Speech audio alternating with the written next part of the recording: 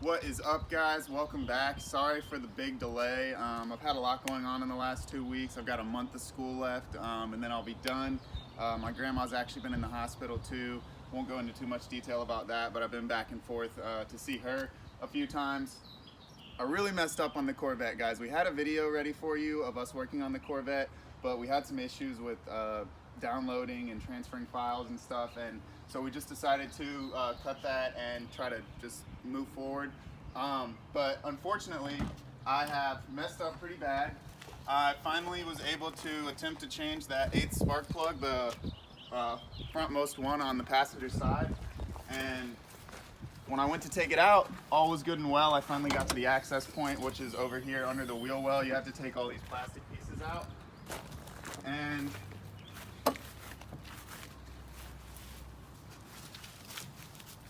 you can see right here, this is where you access that last spark plug. And I was able to get it out fine, but with my adaptable tools, there's a lot of play in the shaft whenever you are not actually holding the end of it. And I can't get my hands far enough in there, so I wasn't able to start the threads with my fingers, which is what you're supposed to do and what you should do. So I tried to just put it in with the spark plug socket wrench that I have, and I ended up cross-threading it. So now my motor's losing compression. That spark plug head is completely stripped out. I do have a spark plug in it right now, but you can hear the air escaping. I'll go ahead and start it up for you guys so you can hear that. But yeah, not very good. I've decommissioned my vehicle on my own fault. Brilliant job. It's a sad day. Well, if it makes you feel any better, the back brake rotors are frozen, so I mean that does also hinder its performance. It's not all you.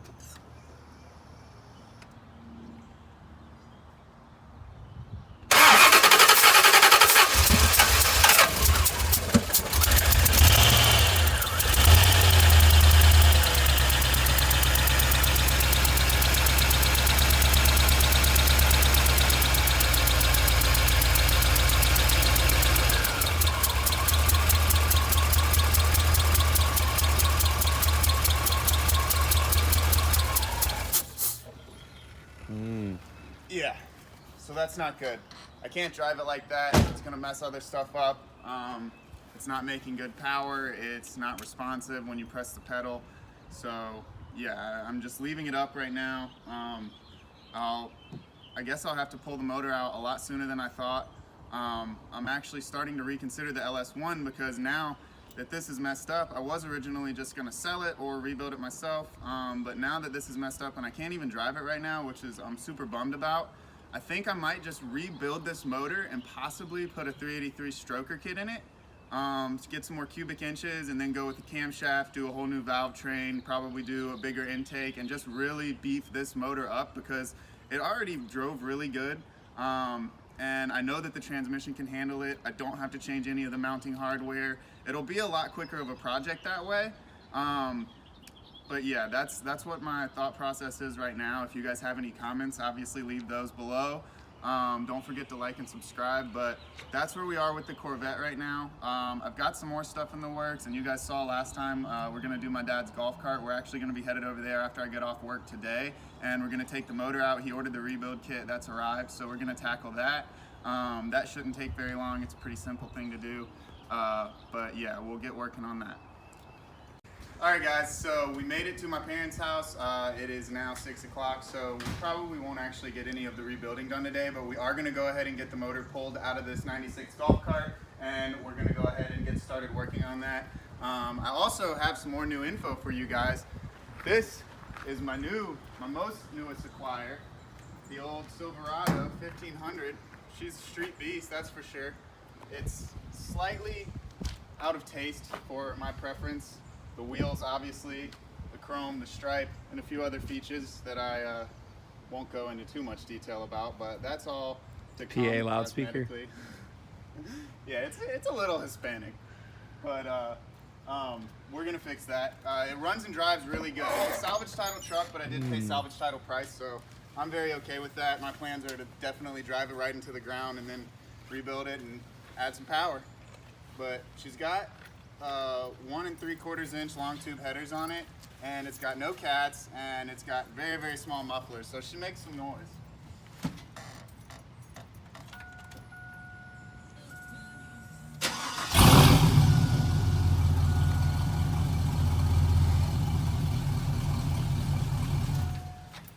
All right, you guys will see a lot more of that, but I just wanted to let you guys know I got something new. You know that you made it. You know that you made it.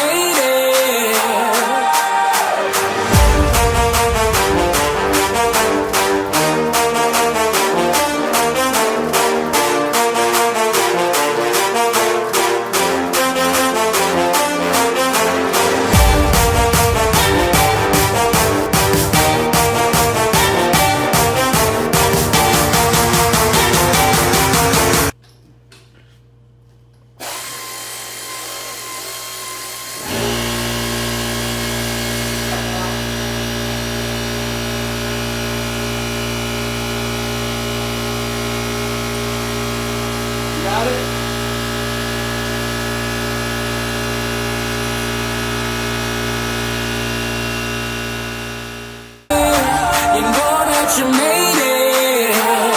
You know that you made it. You know that you made it.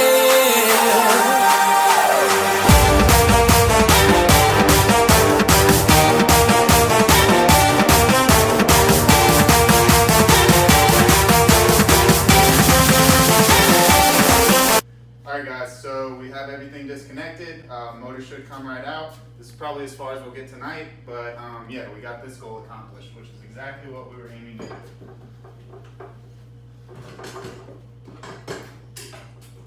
Oh, something dropped. Is it heavy? Probably like 40 or 50 pounds. Is it? Maybe a little more. Something fell. Oh, it was these washers. Something fell on the ground. Alright guys, golf cart is well on its way to being her former glory again. Till next time.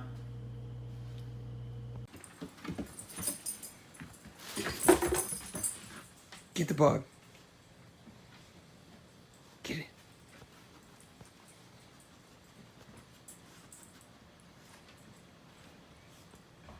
It's a new motor. Yes, it is. I know. Another one. Alright guys, so we made it back to my house. We have the motor, we have the upgraded parts. Well, actually they're not upgraded parts, they're replacement parts, they're factory parts, 283cc parts. We've got the piston, we've got the lifters, we've got the valve equipment, we've got gaskets, seals, everything we need. So this is what's going into it, which is what's coming out of it as well, but the one that's coming out will surely be pretty beat up. Once upon a time I did a bore kit on my 50cc scooter, and I put an 80cc bore kit on it, and the piston was half the size of this one, so this should be fun. This should definitely bring your pet back up a notch or two, but that's that. We will get working on that, probably be done with it this week if all goes well, but we are going to get that back to my dad's house, put it back in the cart, and hopefully put a pod filter on it instead of the big box air filter that is on it now, and also get a different exhaust system, one that's less restrictive, so he can get a better flow from the front to the back of the motor. And we're going to play with the restrictor chip that's on it, so hopefully we can get a little bit more juice out of it. And he's talking about buying a lift kit, so if he buys that, we'll put that on too. So that's that with the golf cart, all is well. Motor's still sitting out here, you know, she's still turning free and not so easy, but it's got a lot of compression. So this, as I was talking about before, again, sorry guys for the big delay on the last video. It's been a long and stressful couple of weeks, especially with the Corvette not going the way it was supposed to, my grandma being in the hospital, and lots of other school and work related stuff going on. So as I was saying in the beginning of the video, I may not end up putting this in the Corvette. I know that's the plan, I know that was the purpose of the channel, but this can go into just about anything, and it's a great motor, and this one has low miles. I'm definitely going to hold on to it. There's absolutely no way in hell I'm going to sell it. I already got the computer for it right over here.